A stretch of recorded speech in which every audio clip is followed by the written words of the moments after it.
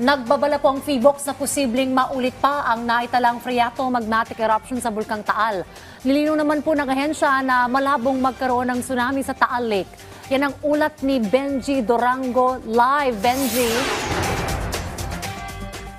Dayan, nandito ako ngayon sa lugar mo.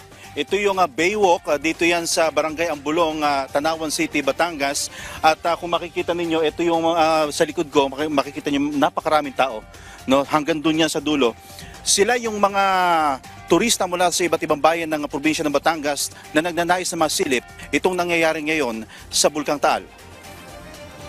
Tambayan na ni Mang Christian ang harap ng tindahan ni Aling Sigundina. Tuwing magagabi, dagsa ang mga tao rito. Pero kahapon, iba ang kwento. Nakuna ni Christian na pagputok ng Bulkang Taal. Alas 4:21 ng hapon kahapon ito nangyari na nakunan din ng CCTV camera na ito. Sa thermal camera naman ng PHIVOLCS na nasa Daang Castilla Monitoring Station sa Talisay, Batangas, makikita mo ng pagkulo ng tubig sa hilagang bahagi ng main crater na sinundan ng mas malakas sa pagputok. Paliwanag ng PHIVOLCS, nagkaroon ng phreatomagmatic eruption ang Taal kahapon. This happens when magma comes into contact with water, and as a result, nagkaroon po tayo ng mixture of steam and ash and sometimes fragmented volcanic materials. Kaya kahit nasa alert level 1 pa rin ang Taal, nananatiling abnormal ang bulkan.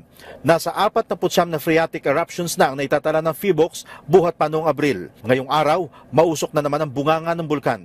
Sa tala ng PHIVOLCS kahapon, bahagyang tumaas sa 2,532 tons per day ang ibinubugang sulfur dioxide ng Taal, pero mababa pa rin ito kumpara sa mga pagbuga noong mga nakaraang buwan. Bagamat walang naitalang volcanic earthquake sa magdamag, babala ng PHIVOLCS ang mga ganitong pagputok. Asahan na raw na mauulit sa mga susunod na araw. Pero bukod sa smog na masakit sa dibdib, may kinatatakot pang iba si Aling Sigundina. Kinatatakot ho namin yung tubig baka umawas. Ang tinutukoy niya, magka-tsunami sa lawa ng Taal. Sagot naman ng PHIVOLCS, pwede, pero malabo pa sa ngayon.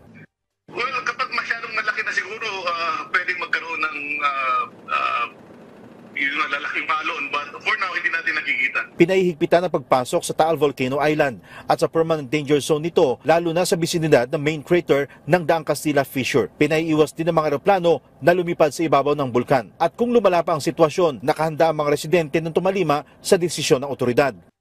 Kaya lahat sila na naililikas agad sila ng madaling panahon. Sumusunod naman sila. Wala pa naman daw pangangailangan ng paglikas, sabi ng PHIVOLCS. Pero ang Pangulo, pinaalerto ng gobyerno sakaling kailanganin na ang saklolo. What we have to do is to monitor the situation and continue to see where are the areas, kasi it's not every situation is the same. So how do we adjust? Where are the areas that need special attention? Where are the areas that are okay? So yun ang ginagawa namin ngayon. Pagka kailangan, we will have to move people out of the danger area like we always do. So that's what we are monitoring now. Samantala din, ito ngayon ang sitwasyon ng mga tindahan sa gilid nitong Baywalk sa may Barangay Ambulong. Makikita ninyo na marami ng tao. Pero kanina, nakakwentuhan natin yung mga vendor, wala silang benta kaninang hapon. Ngayon lamang sila nagkatao.